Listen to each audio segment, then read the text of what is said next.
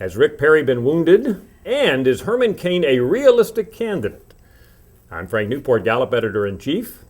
And I'm Susan Page of USA Today.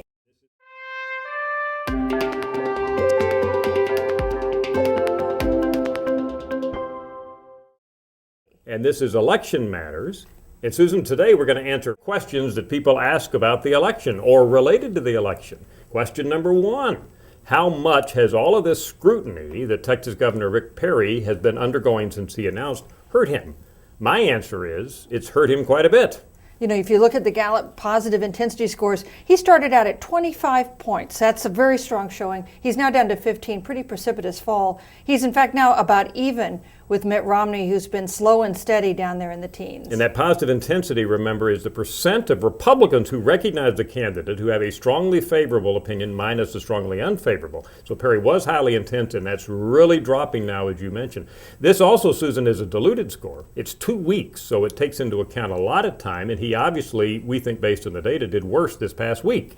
So I think the score will probably go down before it goes back up. Yes, this score does not reflect any damage that was done from the Washington Post story about the ranch he used to hunt that had an offensive name. Which leads to another Republican who's actually doing very well, and that is none other than Herman Cain, former Godfather CEO. The question is he a realistic candidate? You know, the press has not taken him very seriously as really a prospective nominee. He hasn't gotten the same kind of coverage that Rick Perry's gotten or that Chris Christie would get if he jumped in.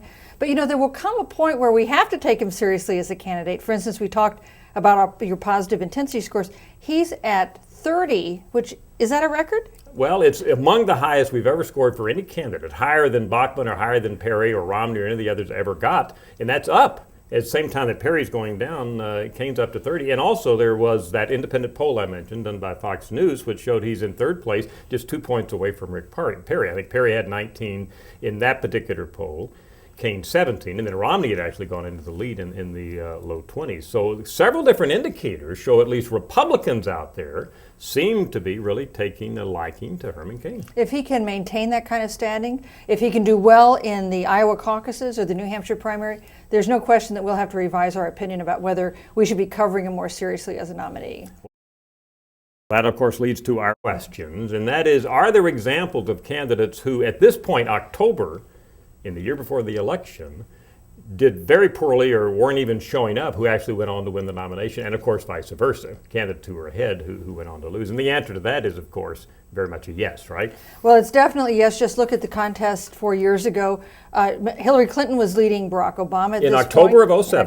In October of 07. The numbers were actually, I have them right here, 49 to 24. Among Democrats, Hillary Clinton 49, Obama 24 in October of 07. A big advantage there. And among Republicans, John McCain was third. That's at right. this point among Republicans. Both of them ended up at the party's nominee. Yeah, it was Rudy Giuliani, who was leading in October of 07 among Republicans. Then Fred Thompson, the actor, Hunt for Red October, one of my favorite movies, he was in. And also, of course, the senator from Tennessee. It shows how things can change. But it is true that Democrats are much more likely to have a change of heart in the final months leading up to the early contests than Republicans are. 2008 was a little bit of an aberration for Republicans. Yes, and historically, like Bush in 1999 was clearly the winner. Reagan was actually ahead back in 1979 and so forth. Yeah, Democrats, the big examples are the two C's, Carter and Clinton, both of which in October of the year before their elections were like at 6% and 1%, Clinton and Carter respectively. So the Democratic side, a lot of who are they came on to win the nomination. Do Americans see the Supreme Court as too liberal or too conservative? And that's apropos because we are sitting here first Monday of October. And we know from the Gallup poll that Americans seem to think most Americans, a plurality, say that the Supreme Court is about right. But the proportion that thinks the Supreme Court is too liberal has definitely gone up since Barack Obama took over at the White House. Yeah, the data show fairly clearly that Americans are paying at least some attention because when Bush was in office, and of course he appointed Alito, and he appointed John Roberts and conservatives, and Americans were tilted. Those who had an opinion either way said more conservative than liberal. It flipped, as you mentioned. And of course, Obama's already had a chance to appoint two nominees who are more liberal. So that's one of the real powers to the presidency and something that has a real long-term implication. You know, Bill Clinton's long gone for the presidency, but his two nominees still sit right there on the Supreme Court. Absolutely. Most interesting finding of the week, right here in Washington, there's a convention at the Washington Hilton, not of Tea Partiers, but of liberal groups that would like to become a Tea Party of the left. It's called the Take Back the American Dream Conference. At the same time, we have a liberal, progressive demonstrations going on in New York to occupy Wall Street. which raises the question, who is more represented in the U.S. population, Tea Partiers or liberals? And the answer is they're the same. We've got literally so far this year, 21% of Americans identify as liberals. In our last USA Today Gallup poll, we said our U.S. supporter of the Tea Party, the number was 21%. And this is so annoying to liberals. The idea that the Tea Party, that has had such huge influence on American politics this last year, has no more people supporting it than they do, is very frustrating. But as you say, they're starting to make themselves known, presuming that most of these protesters are liberals out there in the streets of New York. And we'll see what progressives as we go forward. I use the word progressives because they're progressives. How's that for alliteration?